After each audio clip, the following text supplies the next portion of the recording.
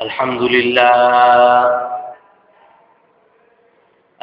لله نحمده ونستعينه ونستغفره ونؤمن به ونتوكل عليه ونعوذ بالله من شرور أنفسنا ومن سيئات أعمالنا من يهده الله فلا مضل له ومن يضلله فلا هادي له ونشهد أن لا إله إلا الله وحده لا شريك له ونشهد أن سيدنا ومولانا محمدا عبده ورسوله أرسله بالحق بشيرا ونذيرا بين يدي الساعة من يطع الله ورسوله فقد رشد واهتدى ومن يعصهما فقد ضل وغوى أما بعد فأعوذ بالله من الشيطان الرجيم بسم الله الرحمن الرحيم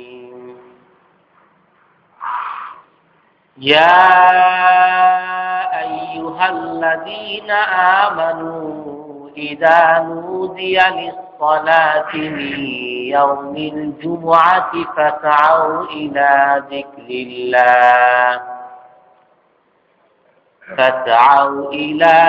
الله وذروا البيع ذلكم خير لكم إن كنتم تعلمون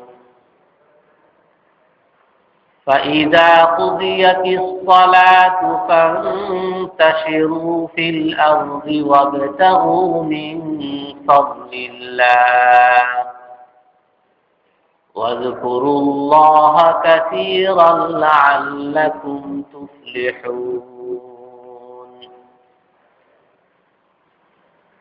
وقال النبي صلى الله عليه وسلم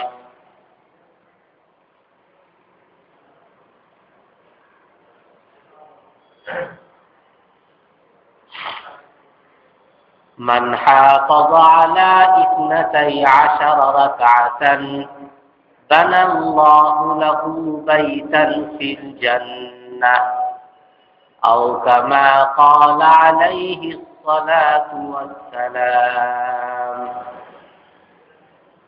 সম্মানিত মুসল্লিয়ান কেরাম,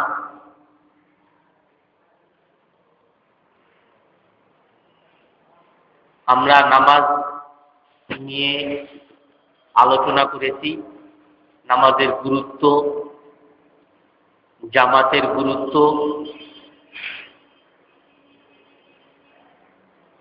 আজ আমরা সাহাবায়ে কেরাম রাসূলুল্লাহ সাল্লাল্লাহু আলাইহি ওয়াসাল্লাম এবং সাহাবায়ে কেরাম কিভাবে নামাজ পড়তেন তাদের কিছু বর্ণনা, তাদের কিছু বিবরণ এবং নামাজের আনুষঙ্গিক বিষয়, সংশ্লিষ্ট বিষয়, কাতার সোজা করার গুরুত্ব সম্পর্কে আলোচনা হবে।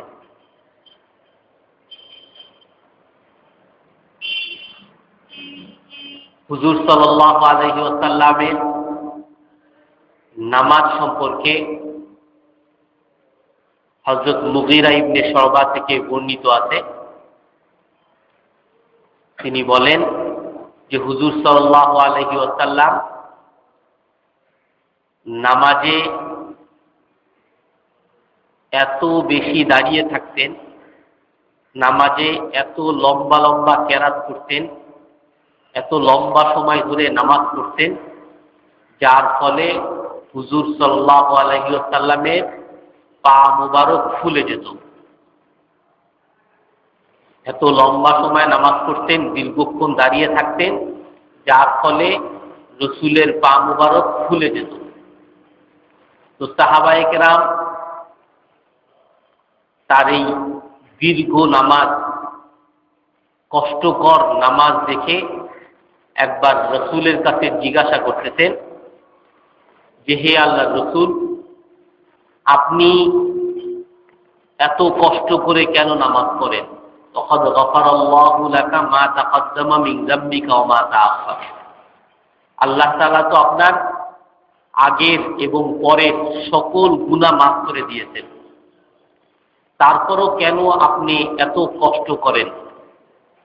তো রাসূল সাল্লাল্লাহু আলাইহি ওয়াসাল্লাম বলেন, আফালা আকুনু আবদান শাকুরা, যে আমাকে মাফ করে যে দিয়েছে, আমাকে নিষ্পাপ আল্লাহ তাআলা যে বানিয়েছেন, এর জন্য আমি কৃতজ্ঞতা কি প্রকাশ করব না? আমি কি আল্লাহ তাআলার কৃতজ্ঞ বান্দা হব না? আমি তো আল্লাহ তাআলার কৃতজ্ঞতা প্রকাশ করার জন্যই এত দীর্ঘক্ষণ নামাজে দাঁড়িয়ে থাকি, এত দীর্ঘ সময় আল্লাহ তাআলার ইবাদত করি।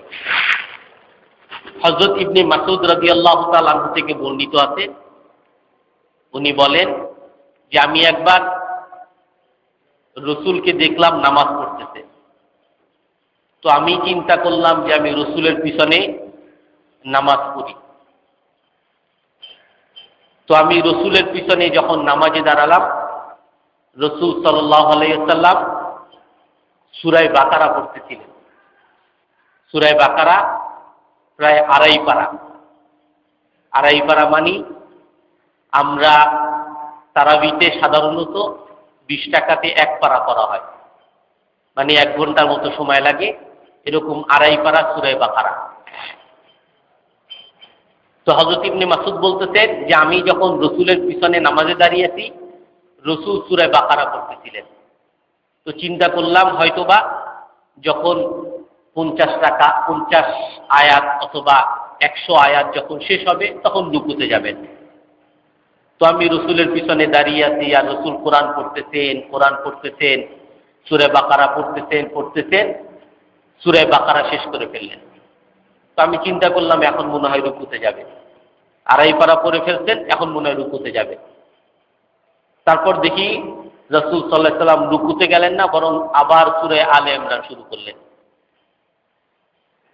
তো আমি মনে করলাম যে সূরা আলে ইমরান শেষ করে মনে হয় এবার রুকুতে যাবেন। সূরা আলে ইমরান তার প্রায় 1.25 পারার মতো সূরা আলে ইমরান। তো আমি মনে করলাম যে সূরা আলে ইমরান পড়ে হয়তো রুকুতে যাবেন, তারপরও রুকুতে গেলেন না, সূরা নিসা শুরু করলেন। আমি চিন্তা করলাম হয়তোবা সূরা নিসা শেষ করে রুকুতে যাবেন, অর্থাৎ প্রায় 6 পারা। আমরা যে তারাবিতে পড়ি প্রায় 6 ঘন্টা সময়, আর আমরা তো তারাবি সাধারণত যেগুলো পড়া হয় এত দ্রুত যে পড়া হয় যে হয়তো ইমাম সাহেবও অনেক সময় বুঝে, মুক্তাদিরা হয়তো অনেকেই আয়াত বুঝে না। তো রাসূল সাল্লাল্লাহু আলাইহি ওয়াসাল্লাম কিভাবে কোরআন পড়তেছেন এটাও বিবরণ দিতেছেন হযরত ইবনে মাসউদ, যে এত ধীরে ধীরে পড়তেছেন যে প্রতিটা শব্দ বোঝা যাচ্ছে। এমন না যে আয়াতের শেষ ওয়াইলুল লিল মুতাফফিফিন, এই যখন খুব দ্রুত হাফেজ সাহেব পড়ে তখন শুধু ওই শেষের অংশটা শুধু বোঝা যায়, আর ইয়া আইয়ুহাল্লাযীনা আমানু শুধু বোঝা যায়, মাঝখানে কি যে পড়ে কিছু বোঝা যায় না, অনেক সময় হয় না। তো হুজুর সাল্লাল্লাহু আলাইহি ওয়াসাল্লাম কেরাত যে পড়তেছেন, যার প্রতিটা শব্দ প্রতিটা মাখরাজ বোঝা যাইতেছে। আর কি শুধু মাখরাজ না, যখন নাকি কোনো একটা জান্নাতের কথা আসতেছে, হুজুর সাল্লাল্লাহু আলাইহি ওয়াসাল্লাম সেই আয়াতটা বারবার পড়তেছেন আর কাঁদতেছেন। আবার যখন কোনো জাহান্নামের আয়াত আসতেছে তখন সেই আয়াতটা বারবার পড়তেছেন আর কাঁদতেছেন। আবার যখন কোনো গুরুত্বপূর্ণ আয়াত আসতেছে, রাসূল সাল্লাল্লাহু আলাইহি ওয়াসাল্লাম ওইটা বারবার পড়তেছেন। বলে এভাবে প্রায় 7 পারা হুজুর সাল্লাল্লাহু আলাইহি ওয়াসাল্লাম এক রাকাতে পড়তেন। এক রাকাতে 7 পারা, আমরা যেগুলো পড়ি প্রায় 7 ঘন্টার মতো সময় লাগবে, সেরকম 7 পারা রাসূল সাল্লাল্লাহু আলাইহি সাল্লাম এক রাতে এক রাকাতে পড়তেছেন। তো পরের রাকাতে কি পড়বেন এটা বুঝাই যায়। হযরত ইবনে ওমরের একটা বর্ণনা আছে, উনি বলেন যে আমি একবার রসুলের পিছনে দেখলাম যে রসুল সাল্লাল্লাহু আলাইহি সাল্লাম নামাজ পড়তেছে, আমি তার পিছনে ইক্তেদা করলাম। তো হুজুর সাল্লাল্লাহু আলাইহি সাল্লাম এরকম বাকারা শুরু করলেন, বাকারার পরে আলে ইমরান, আলে ইমরানের পরে নিসা, নিসার পরে মায়দা, বলে যে এত লম্বা হুজুর সাল্লাল্লাহু আলাইহি সাল্লাম পড়লেন যে আমি মাঝখানে নিজে পুরা সিদ্ধান্ত নিয়ে ফেললাম যে আমি রসুলের পিছনে আর নামাজ পড়তে পারবো না, নামাজ ছেড়ে দিই। ওয়া ইন্নী লাহামামতু বিসু, হযরত ইবনে ওমর বলেন যে আমি একটা খারাপ ধারণা করে ফেলছি, খারাপ সিদ্ধান্ত নিয়ে ফেলছিলাম যে আমি আর পারবো না, আমি নামাজ ছেড়ে দিই। বলে তারপরও রয়ে গেলাম। তারপরে হুজুর সাল্লাল্লাহু আলাইহি সাল্লাম মায়দার পরে রুকুতে গেলেন। বলে রুকুতে গিয়ে রুকু এত লম্বা, দাঁড়ায় যেরকম 7 ঘন্টা বা 5 ঘন্টা যেভাবে দাঁড়ায় ছিলেন, রুকুতে এরকম 5 ঘন্টার মতো রয়ে গেছে। ওয়া কানা রুকুহু নাহওয়া মিন কিয়ামিহি, রুকুটা দাঁড়ানোর মতো লম্বা। আবার সেজদায় গেছেন, সেজদাটা আবার রুকুর মতো লম্বা। আবার পরের রাকাত এরকম লম্বা লম্বা হুজুর সাল্লাল্লাহু আলাইহি সাল্লাম নামাজ পড়তেন। হযরত আয়েশা রাদিয়াল্লাহু তাআলা আনহা থেকে বর্ণিত আছে যে হুজুর সাল্লাল্লাহু আলাইহি সাল্লাম একবার আসলেন বাইরে থেকে এসে, হুজুর সাল্লাল্লাহু আলাইহি সাল্লামকে তো আমি সারাদিন প্রায় পেতাম না, বাইরে বাইরে থাকতেন, রাত্রবেলাও প্রায় পেতাম না। তো একবার রাত্রবেলা আমার সাথে ছিলেন, আমি হুজুরের সাথে শুয়েছিলাম। কিছুক্ষণ থাকার পরে আমি যখন নাকি একটু আনন্দ পাচ্ছিলাম, তখনই হুজুর সাল্লাল্লাহু আলাইহি সাল্লাম বলতেছে দাইনি আকুমু লিরাব্বি, আমাকে ছাড়ো, আমাকে বিছানা থেকে আমাকে ছাড়ো, আমি আমার রবের সামনে দাঁড়াবো। বলে যে আমার তখন খুব খারাপ লাগতেছিল যে আমি এমনি আমার স্বামী রসুলকে পাই না, একটু পাইছি তাও আবার আমাকে ছেড়ে দিচ্ছে। তো আমি হুজুর সাল্লাল্লাহু আলাইহি সাল্লামকে বলতেছিলাম যে আমি তো চাই আপনি আমার সাথে থাকেন, কিন্তু আমি কখনো আপনার ইচ্ছার বিরুদ্ধে যাব না, আপনি আপনার রবের সামনে দাঁড়াতে চান, দাঁড়ান। সাহাবায়ে কেরাম থেকে বর্ণিত আছে কুন্না নাসমাউ সাওতাল বুকা, সাওতা বুকা আন-নবী সাল্লাল্লাহু আলাইহি সাল্লাম সাওতাল আজিজ কা আজিজিল মিরজালি মিনাল বুকা। সাহাবায়ে কেরাম শুধু একজন দুইজন না, সমস্ত সাহাবায়ে কেরাম, অনেক সাহাবায়ে কেরাম বলেন যে আমরা রাত্রবেলা হুজুর সাল্লাল্লাহু আলাইহি সাল্লামের আশেপাশে এরকম আওয়াজ পাইতাম, রাতের বেলা হুজুরের ঘরের আশেপাশে এরকম আওয়াজ পেতাম যে একটা ড্যাগে, একটা পাতিলে যখন পানি গরম করা হয়, ওই পানিটা যখন ফুটন্ত, পানি যখন ফুটতে থাকে তখন যেমন আওয়াজ হয়, পানি ফুটার যে একটা আওয়াজ হয়, হুজুর সাল্লাল্লাহু আলাইহি সাল্লামের বুক থেকে সেরকম আওয়াজ হইতো কান্নার কারণে। হুজুর সাল্লাল্লাহু আলাইহি সাল্লাম বুক থেকে ফুটন্ত পানির মতো আওয়াজ শুনতে পেতাম। হুজুর সাল্লাল্লাহু আলাইহি সাল্লাম এত বেশি কান্নাকাটি করতেন, এত বেশি কান্নাকাটি করতেন যে যার ফলে ওইরকম ফুটন্ত পানির যেরকম আওয়াজ, রসুলের বুক থেকে সেরকম আওয়াজ আমরা শুনতে পেতাম। হুজুর সাল্লাল্লাহু আলাইহি সাল্লাম এভাবে নামাজ পড়তেন, যে হুজুর সাল্লাল্লাহু আলাইহি সাল্লাম এভাবে নামাজ পড়তেন হাত্তান তাসাখাত কাদামা, যে তার পা মুবারক ফুলে যেত। এত লম্বা লম্বা নামাজ পড়তেন যে পা মুবারক ফুলে যেত। শুধু কি হুজুর সাল্লাল্লাহু আলাইহি সাল্লাম, সাহাবায়ে কেরাম হুজুর সাল্লাল্লাহু আলাইহি সাল্লামের কাছ থেকে শিখে সেভাবে নামাজ পড়তেন। তলহা আনসারী এক সাহাবী আছে, তিনি একবার তার বাগানে নফল নামাজ পড়তেছেন।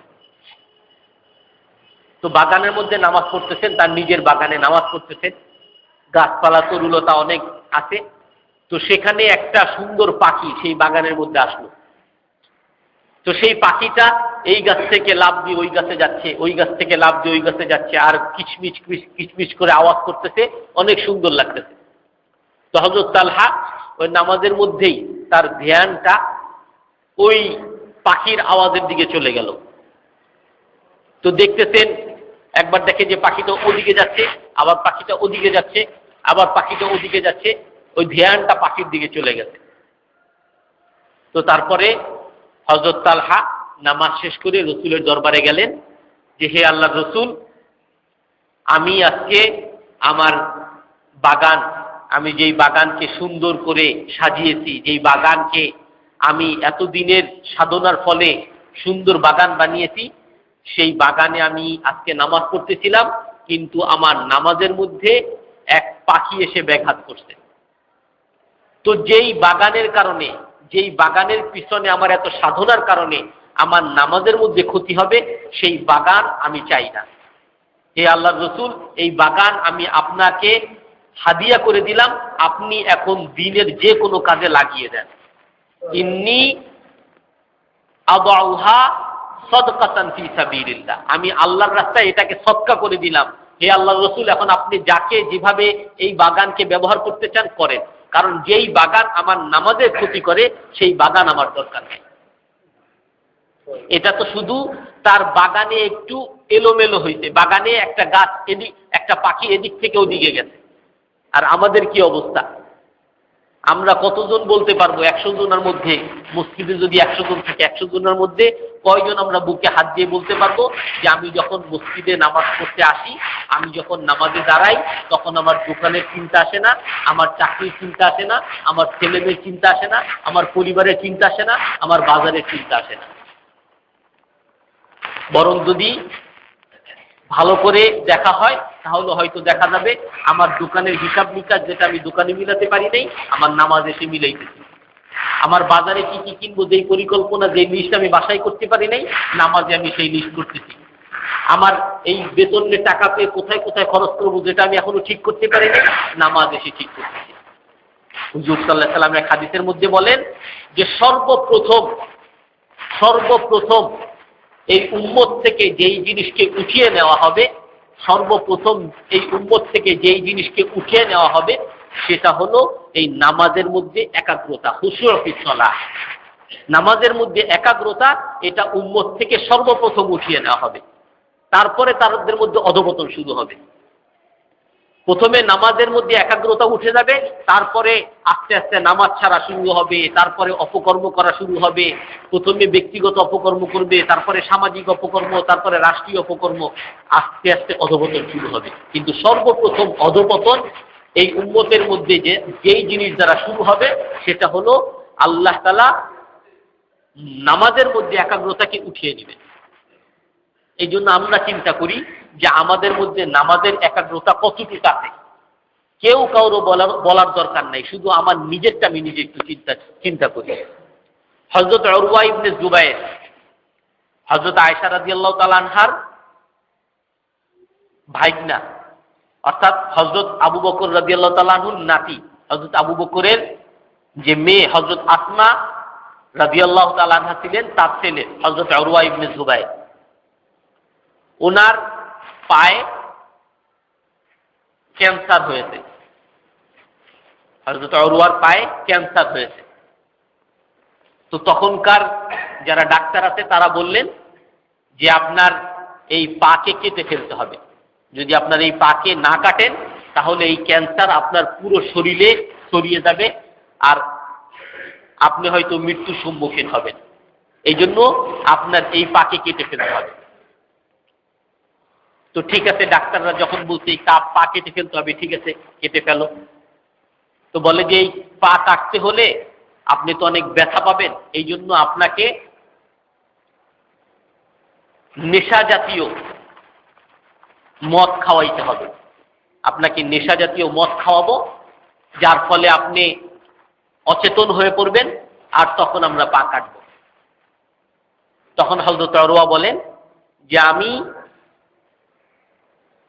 আমার পায়ের সুবিধার জন্য আমি নেশা জাতীয় খাবার খেতে পারবো না, আমি মাতাল হয়ে যাব, আর আমি আল্লাহর জিকির থেকে ততক্ষণ গাফেল থাকবো, সেটা আমি পারবো না। তো ডাক্তাররা বলতেছেন যে আপনি যদি এই নেশা জাতীয় জিনিস গ্রহণ না করেন তাহলে তো আপনার পা কাটা যাবে না, আর যদি পা কাটা না যায় তাহলে তো ক্যান্সার আপনার পুরো শরীরে ছড়িয়ে পড়বে। তো হযরত উরওয়া বলতেছে যে ঠিক আছে, আমি তোমাদেরকে একটা বুদ্ধি শিখিয়ে দিতে পারি। আমি যখন নামাজে দাঁড়াবো, আর নামাজে দাঁড়ানোর পরে আমি যখন কেরাত শুরু করব, আর কেরাতের মধ্যে যখন দেখবা যে আমি মগ্ন হয়ে গেছি, তখন আমার পা তোমরা কেটে ফেলো। তো হযরত উরওয়া ঠিকই নামাজে দাঁড়াইতেন। তো নামাজে দাঁড়ানোর পরে সূরা ফাতিহা পড়লেন, তারপরে কেরাত শুরু করতেন। তো কেরাত পড়তে পড়তে এমন মনোযোগ ওই কেরাতের মধ্যে চলে আসছে যে এক এক আয়াত পড়েন, কান্নাকাটি করেন, আবার আর এক আয়াত করেন, আবার কান্নাকাটি করেন। তো ডাক্তাররা যখন দেখছে যে তার মনোযোগ এখন পুরো কেরাতের মধ্যে, ওই ডাক্তাররা তো এখনকার মতো তো আর অতই নাই, তখনকার ওই একেবারে কি বলে করাত, এখন তো কত আধুনিক জিনিস, তখন করাত নিয়ে আসে পা কাটার জন্য। ওই করাত দিয়ে হযরত উরওয়া ইবনে জুবাইরের পা কাটা শুরু করছে। আর হযরত উরওয়া ইবনে জুবাইর এই পা কাটার মতো এত কঠিন জিনিস, এত কঠিন ব্যথা হওয়ার পরেও একবার ওয়ালাম ইয়াসরুখ সারখাতান, একবারও চিৎকার করেননি, একবারও উফ বলেন নাই। পা যখন কাটা শেষের দিকে তখন শুধু তার মনোযোগের মধ্যে একটু ঘাটতি হয়েছে, আর তখন সে ওই নামাজের মধ্যে বলছে রাদিতু বিল্লাহি রাব্বা ওয়া বিল ইসলামি দীনা ওয়া বি মুহাম্মাদিন নাবিয়্যা, যে আমি আল্লাহ আমার রব, মুহাম্মদ সাল্লাল্লাহু আলাইহি সাল্লাম আমার নবী, আর ইসলাম আমার ধর্ম। আমার বাকি দুনিয়াতে আর যা কিছুর ক্ষতি হোক, আমার শরীরের ক্ষতি হোক, আমার সম্পদের ক্ষতি হোক, আমার কোনো কিছু যায় আসে না, আল্লাহ যদি আমার রব থাকে, মুহাম্মদ সাল্লাল্লাহু আলাইহি সাল্লামকে যদি আমি নবী হিসাবে মানতে পারি, ইসলামকে যদি আমার ধর্ম হিসাবে ধরে রাখতে পারি, আমার আর কোনো সমস্যা নাই। পা চলে যাবে চলে যাক, আমার সম্পদ চলে যাবে চলে যাক, সব কিছু চলে যাক, কিন্তু আমি আল্লাহর উপর সন্তুষ্ট আছি বলে তারপরে তার পা কেটে ফেললো। আর তারপরে নামাজ যখন শেষ হয়েছে, বলে তোমাদের পা কাটা শেষ হয়েছে? বলে হ্যাঁ, পা কাটা শেষ হয়েছে। বলে দেখি তোমার পাটা। পা যখন নিয়ে আসছে তখন হযরত উরওয়া ইবনে বলতেছেন ইন্নী ওয়াল্লাহি লাম আমশি বিকা ইলাল হারাম ওয়া ওয়াস্তাখদামতুকা ফি কিয়ামিল লাইল। হযরত উরওয়া ইবনে জুবাইর তার পাকে দেখে বলতেছে, হে পা, আমি খোদার কসম করে বলতেছি, আমি তোমাকে দিয়ে কখনো কোনো গুনাহের কাজে চলি নাই, কোনো গুনাহের কাজে তোমাকে আমি ব্যবহার করি নাই। আমি যদি তোমাকে ব্যবহার করে থাকি, একমাত্র রাতে তাহাজ্জুদ পড়া আর আল্লাহর সামনে দাঁড়ানোর কাজেই তোমাকে আমি ব্যবহার করছি। তখন তার পাশে তার সঙ্গী যারা ছিলেন, একজন বলতেছেন জুজউম মিন আ'দাইক সাবাকাকা ইলাল জান্নাহ, হে উরওয়া, তোমার একটা অংশ, তোমার একটা শরীরের অঙ্গ তোমার আগে জান্নাতে চলে গেছে, তোমার একটা অঙ্গ তোমার আগে জান্নাতে চলে গেছে। তো সাহাবায়ে কেরামের নামাজ এরকম ছিল,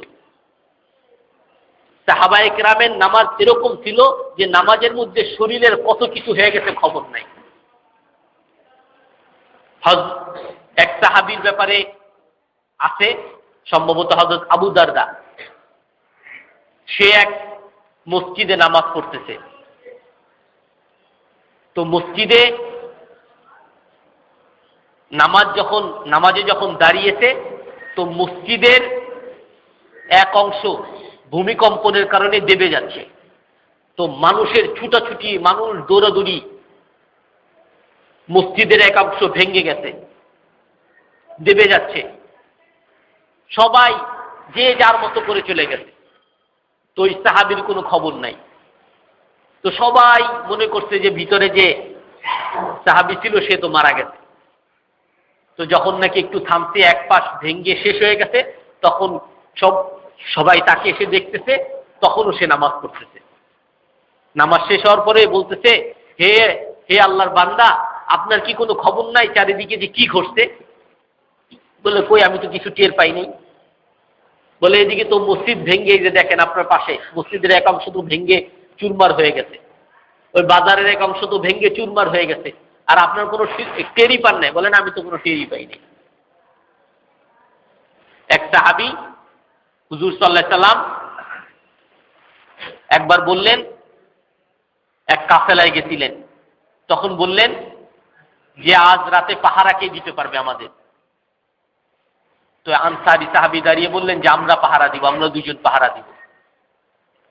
তো ওই দুই আনসারীর মধ্যে ঠিক করে নিলেন যে আমি অর্ধেক সময় জাগবো আর তুমি অর্ধেক সময় জাগবা। বলছে ঠিক আছে, তাহলে তুমি ঘুমাও। দুই পাহারাদারের মধ্যে একজন ঘুমাইছে আর একজন পাহারা দিচ্ছে। তো সে নামাজে দাঁড়িয়ে গেছে। নামাজে দাঁড়ানোর পরে ওই শত্রু পক্ষ থেকে দূর থেকে দেখতেছে যে একজন পাহারাদার মনে হয় পাহারা দিচ্ছে। তো তাকে লক্ষ্য করে তীর মারছে, তীর নিক্ষেপ করছে। তো সেই তীর এসে তার পায়ের মধ্যে লাগছে। তার কাঁধের মধ্যে লাগছে। তো তীর কাঁধের মধ্যে লাগার সাথে সাথে রক্ত বের হওয়া শুরু হয়েছে, জখম হয়ে গেছে, কিন্তু সে তার নামাজ পড়তেই আছে, তার খবর নাই তীর লাগছে যে।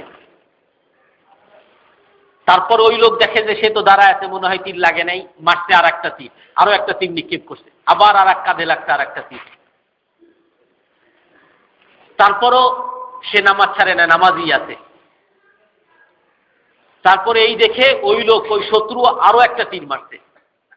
তো ওই তীর মারার ফলে তার শরীর থেকে রক্ত বের হয়েছে, যে রক্তের ছিটা গিয়ে যে যে শুয়েছিল তার গায়ের মধ্যে গিয়ে পড়ছে। তো সে উঠে দেখে কি ব্যাপার, কি হইল। তো এদিকে ওই সাহাবী কোনো মতে তারপরে নামাজ শেষ করলেন, চিন্তা করলেন যে আমি যদি এখন আরো দেরি করি হয়তো বা শত্রুপক্ষ কাছাকাছি আসছে, সবার উপরে হামলা করবে। তো তাড়াতাড়ি সে নামাজ শেষ করে তাকে জাগাইছে, সে মনে হয় আশেপাশে শত্রুর আক্রমণ আছে।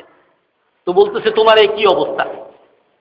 বলে আমাকে মনে হয় তীর মারছিল। বলে তোমার তীর মারছে, তাহলে তুমি আমাকে জাগাও নাই কেন? বলে আসলে আমি নামাজের মধ্যে দাঁড়িয়েছিলাম আর একটা সূরা শুরু করছি, এই সূরা শেষ না করা পর্যন্ত আমি রুকুতে যেতে চাচ্ছিলাম না, যে আমি এই সূরাটা শেষ করে তারপর রুকুতে যাব, এই চিন্তা করছিলাম। এই জন্য আমি আরো একটু অপেক্ষা করছিলাম, কিন্তু যখন দেখলাম যে তীরের পর তীর আসতেছে আর হয়তোবা তারা কাছাকাছি চলে আসছে আর এই কাফেলার উপর হামলা হইতে পারে, এই জন্য আমি বাধ্য হয়ে সূরা শেষ না করেই নামাজ শেষ করছি। তো সাহাবায়ে কেরামের অবস্থা এরকম ছিল নামাজের মধ্যে। হযরত ওমর রাদিয়াল্লাহু তাআলা আনহু বলেন, ইন্নার রাজুলা লা ইউসাল্লি 60 সানা ওয়া লাম তুকবাল সালাতু। হযরত ওমর রাদিয়াল্লাহু তাআলা আনহু বলেন যে এক ব্যক্তি 60 বছর ধরে নামাজ পড়তেছে আর তার একটা নামাজও আল্লাহর কাছে কবুল হয় নাই। এক লোক 60 বছর ধরে নামাজ পড়তেছে, ওয়ালাম তুকবাল সালাতুহু, আর তার একটা নামাজও আল্লাহর কাছে কবুল হয় নাই। তো অন্যরা জিজ্ঞাসা করতেছেন যে কাইফা, হে আমিরুল মুমিনিন, কিভাবে তার নামাজ কবুল হয় না, কেন তার নামাজ কবুল হয় না? হযরত ওমর বলতেছেন, লা ইউতিম্মু রুকুআহা ওয়ালা কিয়ামাহা ওয়ালা সুজুদাহা। সে নামাজ হয়তো পড়তেছে কিন্তু নামাজে দাঁড়ানোর মতো দাঁড়ায় না, নামাজ যেরকম রুকু যেরকম করার কথা সেরকম রুকু করে না, সেজদা যেরকম করার কথা সেজদা সেরকম করে না, কোনো মতে নামাজ শুধু আদায় করে ফেলে। হযরত আলী রাদিয়াল্লাহু তাআলা আনহুর ব্যাপারে বর্ণনা আছে।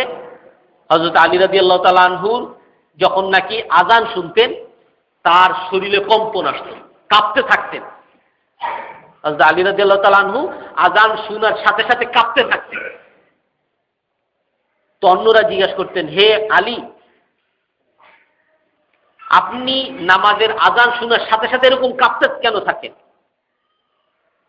বলে আমি কাঁপবো না, আমার সামনে কিরকম এক দায়িত্ব আমার সামনে আসতেছে, কিরকম এক বোঝা, কিরকম এক দায়িত্ব আমি পালন করতে যাচ্ছি, যেই দায়িত্বটা আল্লাহ তাআলা উরিদাত আলাস সামাওয়াতি ওয়াল আরদ ফাআবাইনা আন ইয়াহমিলনাহা ওয়া আশফাকনা মিনহা, যে দায়িত্ব আল্লাহ তাআলা আসমান জমিন এবং পাহাড় পর্বতকে দিয়েছিল, আর সেই পাহাড় পর্বত সেই দায়িত্ব নেওয়ার মতো ক্ষমতা না রেখে তারা সবাই অস্বীকার করছে।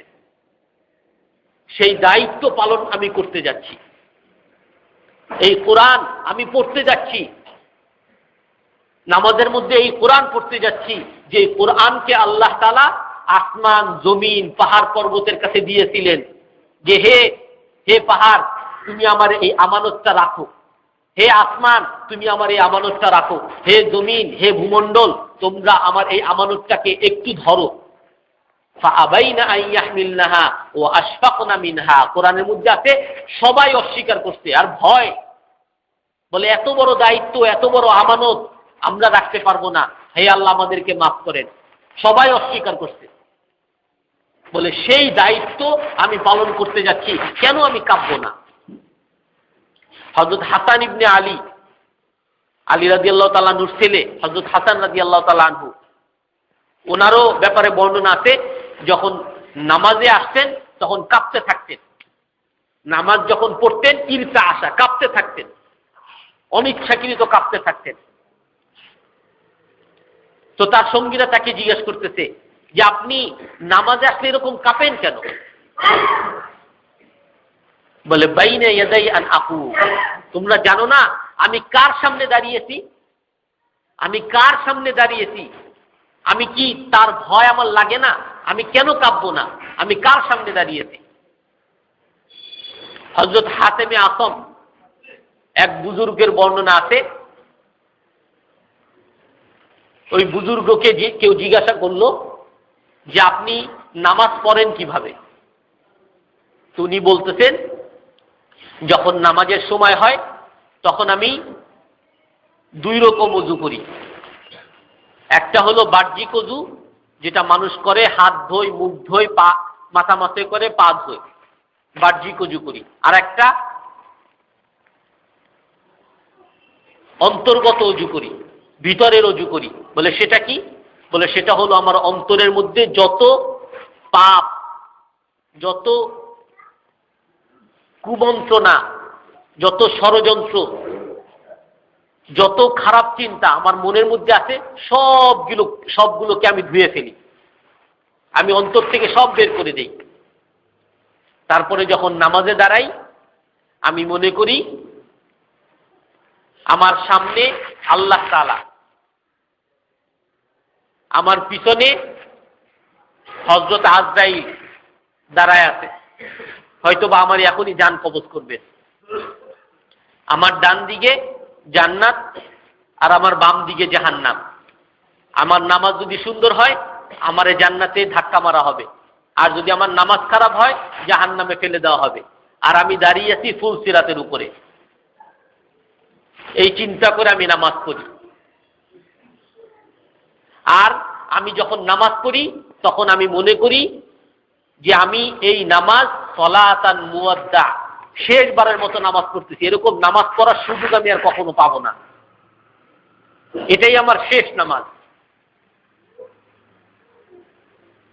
তো ওই লোক জিজ্ঞাসা করতেছেন যে আপনি এরকম নামাজ কত বছর থেকে পড়তেছেন?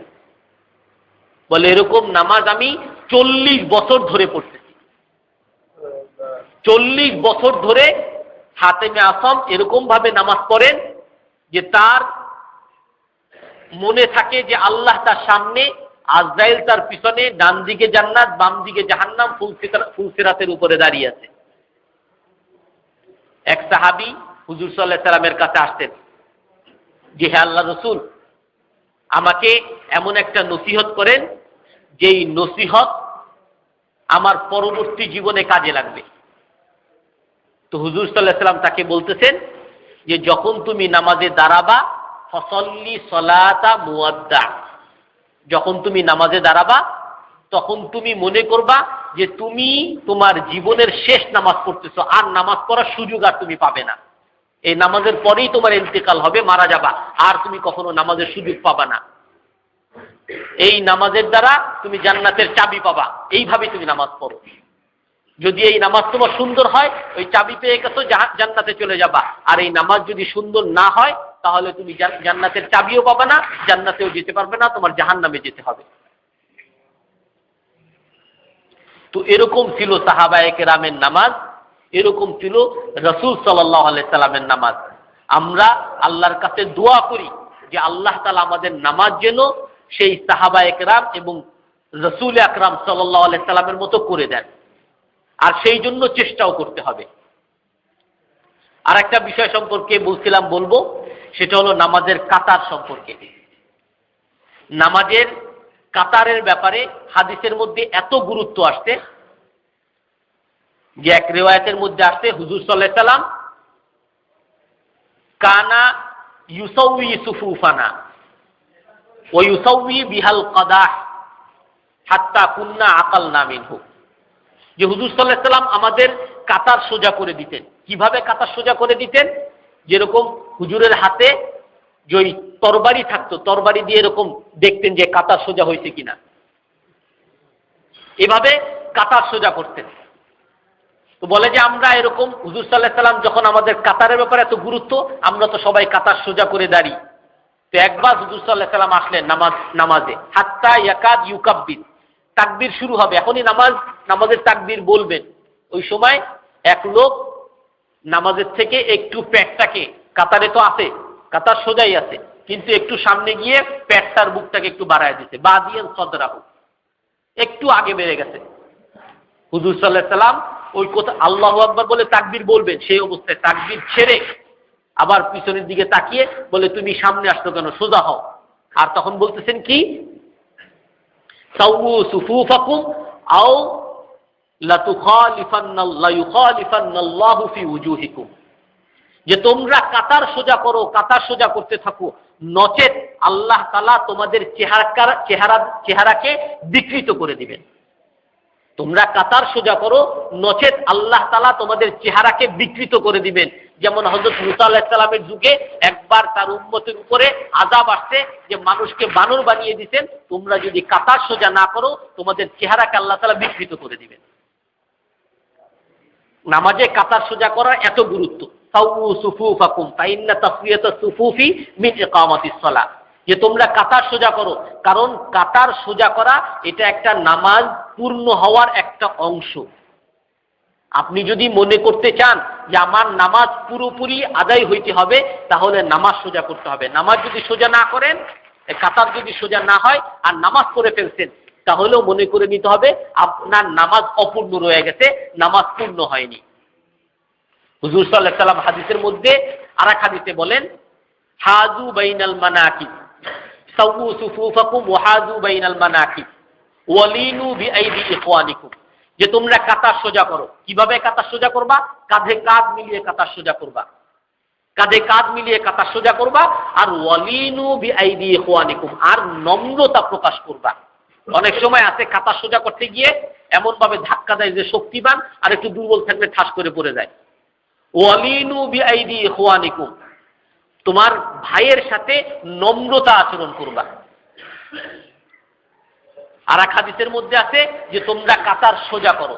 মান ওয়াসালাহু ওয়াসালাহুল্লাহ, যে কাতার সোজা করবে আল্লাহ তাআলা, যে কাতারকে মিলাবে, যে কাতারকে জোড়া লাগাবে, আল্লাহ তাআলা তাকে জোড়া লাগাবে। আর ওমান কাতাহু কাতাহুল্লাহ, যে কাতারকে বিচ্ছিন্ন করবে, কাতারের মধ্যে ফাঁক রাখবে, কাতারের মধ্যে বেজোড় সৃষ্টি করবে, আল্লাহ তাআলা তার মধ্যেও বেজোড় সৃষ্টি করবেন।